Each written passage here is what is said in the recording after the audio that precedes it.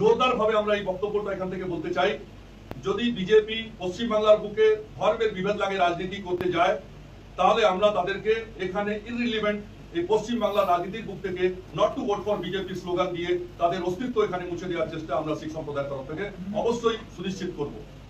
আপনারা ভালোভাবে জানেন, প্রায় 1 বছর আগে leader of opposition mister Suvendu Adhikari সন্দেশখালীতে যাওয়ার পথে একটা শিখ আইপিএস অফিসার জসপ্রীত সিং এর পাগড়ি দেখে ওনাকে খালিস্তানি বলে ডেকেছিলেন। আর ওর থেকেও বাজে ঘটনা, মিস্টার সুকান্ত মজুমদার একটা পাঞ্জাবি অফিসারের মাথায় ইন্টেনশনালি, আমরা যে কি উনি কিছু ক্লারিফিকেশন দেয়নি, এবারে আমরা মনে করছি ওরা ইন্টেনশনালি এই ঘটনাটা ঘটিয়েছেন।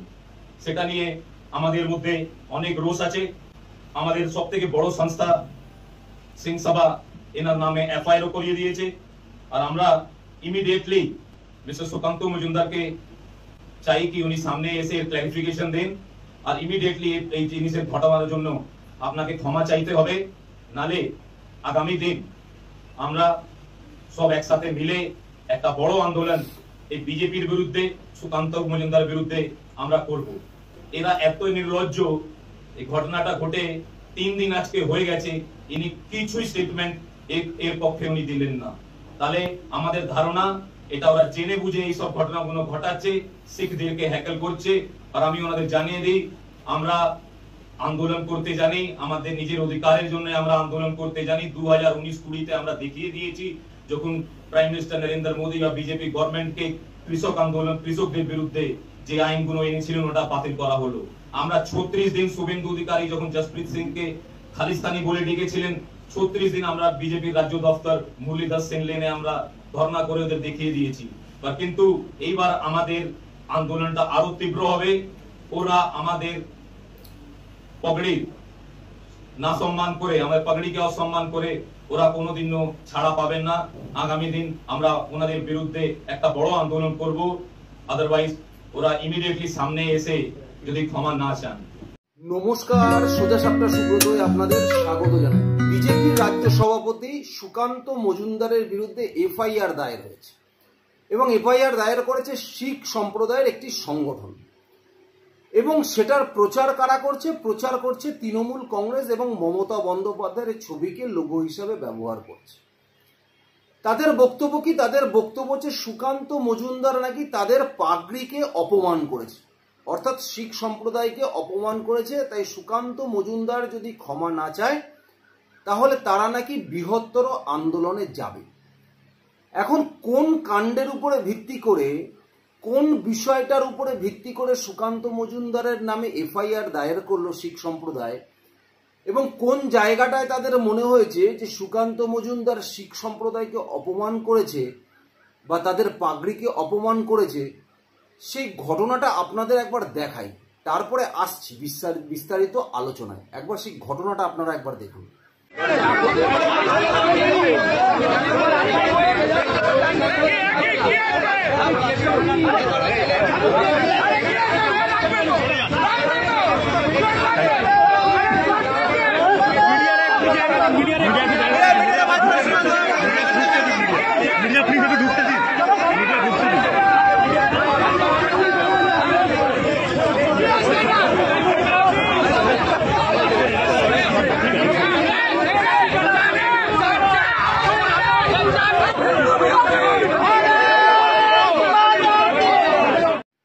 ঘটনাটা আপনাদের দেখালাম। এখন বিষয়টা হয়েছিল কি? বিষয়টা হয়েছিল সুকান্ত মজুমদার চটি হিসাবে যেটা ছুঁড়েছে সেটা তো চটি নয়, একটা প্লাকার্ড, একটা চটির সিম্বল। এখন বিষয় হচ্ছে, ঘটনাটা যখন ঘটেছিল, যে সময় দাঁড়িয়ে মহেশতলার তুলসী মঞ্চ ভাঙচুর করেছে জেহাদিরা, সেই সময় মহেশতলায় যেতে গিয়ে সুকান্ত মজুমদারকে ধস্তাধস্তি করে টেনে হিঁচড়ে গাড়িতে তুলছিল।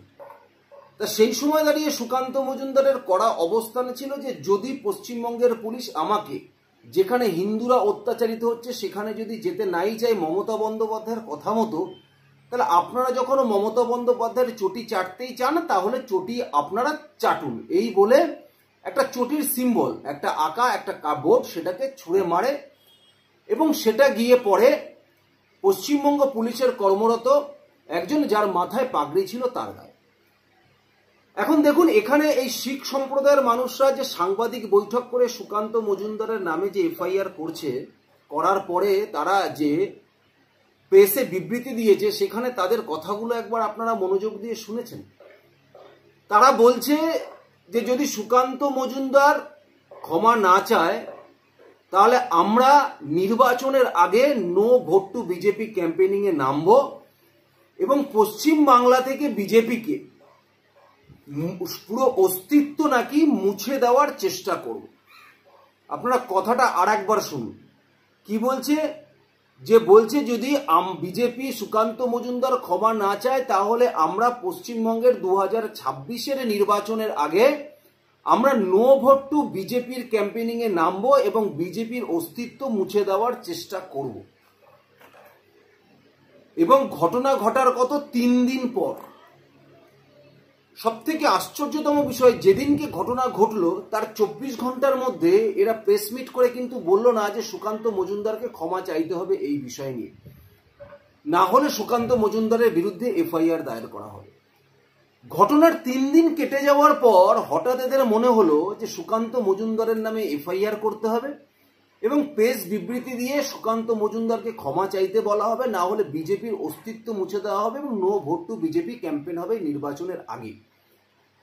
দেখুন, তাদের এই দুটো কথার মধ্যে থেকেই না পরিষ্কার হয়ে গেছে যে এটা তৃণমূল কংগ্রেসের সাজানো গল্প।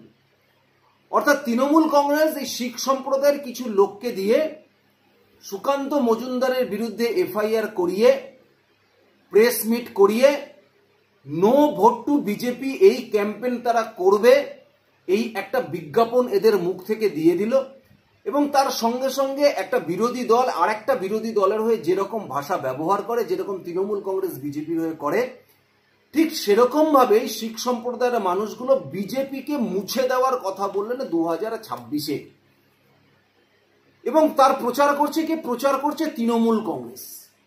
তৃণমূল কংগ্রেস তার সোশ্যাল মিডিয়ার সাইডে সব রকম ভাবে প্রচার, কেন? শিখ সম্প্রদায়ের অপমান। প্রথমত তো ওটা জুতো চটি ছিলই না, অরিজিনাল চটি।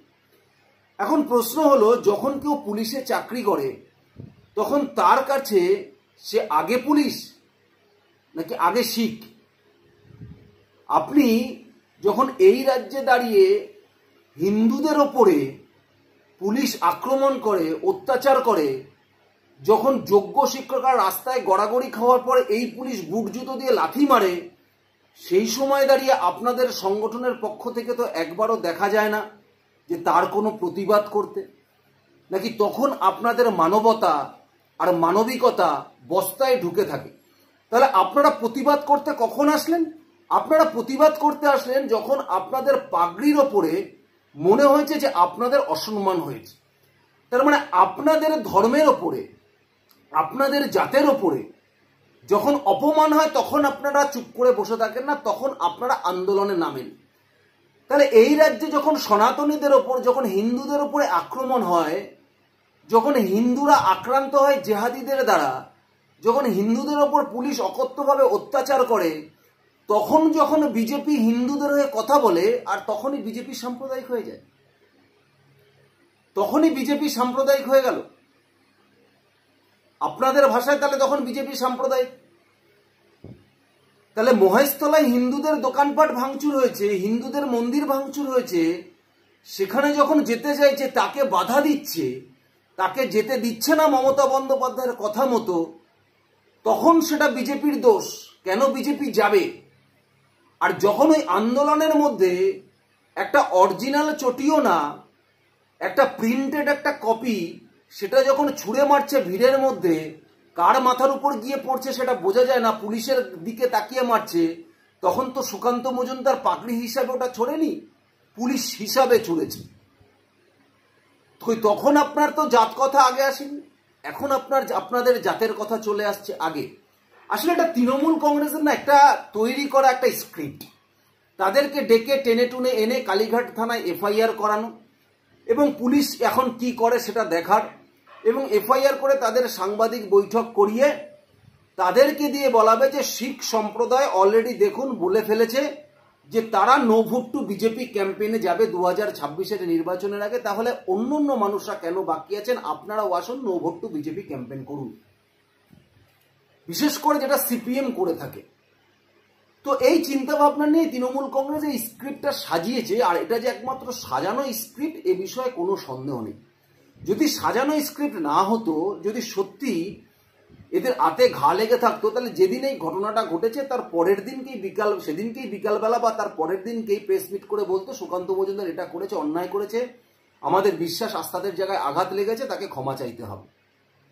তা না করে 3 দিন পরে এসে আপনারা এফআইআর দায়ের করে আপনারা বলছেন ক্ষমা চাইতে হবে। তা আপনারা এফআইআরও দায়ের করেছেন, আবার বলছে ক্ষমাও চাইতে হবে। তাহলে এফআইআর দায়ের করার আগে বলতে পারতেন যে ক্ষমা না চাইলে তাহলে এফআইআর দায়ের করা হবে। আর কোন কালীঘাট থানায় এফআইআর করলেন? যে কালীঘাট থানায় পিসির আদরের পুলিশটা বসে আছে। এখন এটা মানুষের আর বুঝতে অসুবিধা নেই যে তৃণমূল কংগ্রেসের এই ন্যারেটিভ, এই আপনাদের মতো কিছু কিছু মানুষ যারা শিখ সম্প্রদায়ের এই মুখোশ হিসাবে কাজ করেন, তারা রাস্তায় নেমে মমতা বন্দ্যোপাধ্যায়ের হয়ে no vote to BJP campaign করে আলটিমেটলি কিছু হবে না। কারণ 2026-এ মানুষ বুঝে গেছে, প্রকৃত হিন্দু যারা তারা বুঝে গেছে। সুতরাং আপনাদের এই সমস্ত কথাতে কিছু আসবে যাবে না। ধন্যবাদ, নমস্কার।